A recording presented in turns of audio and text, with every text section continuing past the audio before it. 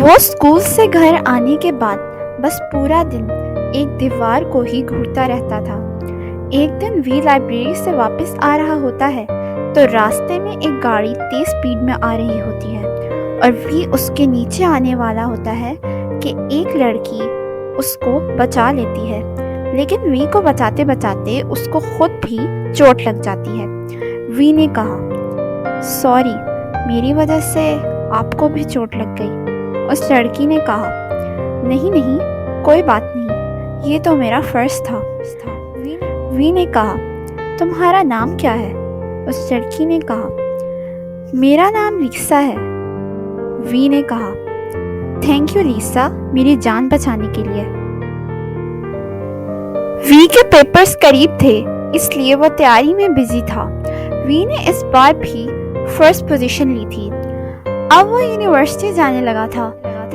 University میں اس سے لیسا ملی، پھر وی اور لیسا میں کافی اچھی دوستی ہو گئی تھی۔ اس سے یونیورسٹی میں وی کو اپنے بچپن کا دوست ملا۔ وی نے کہا، جنگکوک، تم اتنے سالوں سے کہاں تھے میرے دوست؟ جنگکوک نے کہا، وی، تم پرائمری اسکول کے بعد سے مجھے نظر نہیں آئے۔ تو وی نے اپنے ساتھ ہوا سارا واقعہ جنگکوک کو سنایا۔ جنگکوک نے کہا، وی، مجھے بہت افسوس ہوا تمہاری کہانی سن کر، لیکن اب تم پریشان نہ ہو، میں تمہارے ساتھ ہوں۔ اتنے میں لیسا آتی ہے اور وہ وی سے کہتی ہے کہ وی، یہ کون ہے؟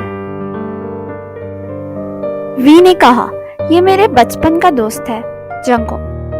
جنگکوک نے کہا، جہاں تک میں وی کو جانتا ہوں، یہ اتنی آسانی سے کسی کو دوست نہیں بناتا، تو اس نے آپ کو کیسے بنا لیا؟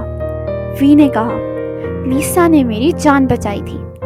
اسی طرح لیسا، وی اور جنگکوک تینوں بہت اچھے دوست بن گئے تھے۔ ایک دن وی اپنے گھر کی صفائی کر رہا ہوتا ہے کہ اس سے وہی کتاب نظر آتی ہے جو گرینڈ پا نے اس کو دی تھی۔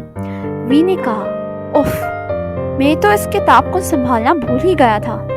وی نے جب اس کتاب کو ہاتھ لگایا تو اچانک وہ کتاب کھل گئی اور اس کتاب میں سے روشنی نکلنے لگی۔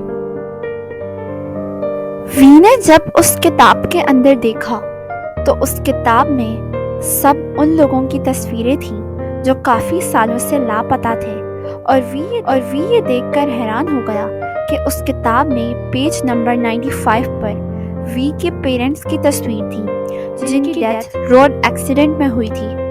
وی کو سمجھ نہیں آ رہا تھا کہ اس جادوگر نے گرینڈ پا کو یہ کتاب وی کو دینے کو کیوں کہا۔ ابھی وی یہ سوچ ہی رہا تھا کہ اس کو یاد آیا کہ آج تو اس نے لیسا اور جنگکوک کے ساتھ لنچ پر جانا تھا۔ وی ریسٹورنٹ جا ہی رہا تھا کہ راستے میں اس نے دیکھا کہ ایک لڑکی درخت کے پیچھے بے ہوش پڑی تھی۔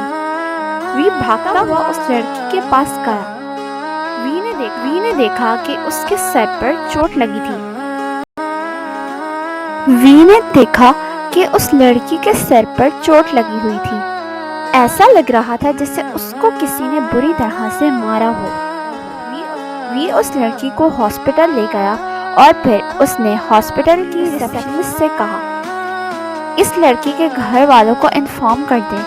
تو پھر اس لڑکی کی بہن اس ہاسپٹل میں آ گئی۔